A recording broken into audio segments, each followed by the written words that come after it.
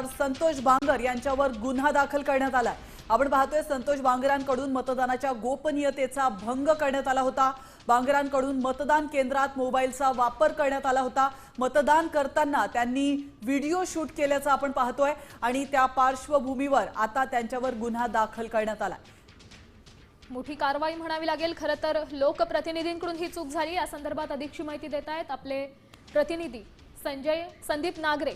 संदीपजी, काय सांगाल? सध्या संतोष बांगर यांच्यावर गुन्हा दाखल करण्यात आला।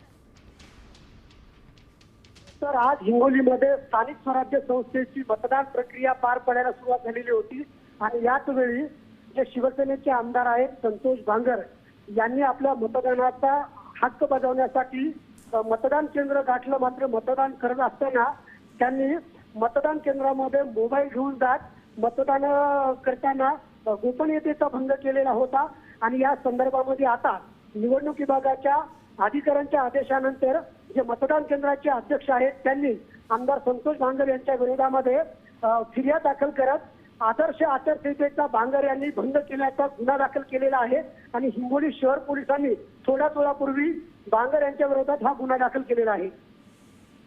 धन्यवाद संदीप, तुम्ही दिलेल्या महत्त्वपूर्ण माहितीबद्दल। आपण पाहतोय सकाळी बांगर यांनी मतदान केलंय। मतदान करताना त्यांनी गोपनीयतेचा भंग केल्याचा एक व्हिडिओ देखील समोर आला होता आणि आता अखेर त्यांच्यावर गुन्हा दाखल करण्यात आला।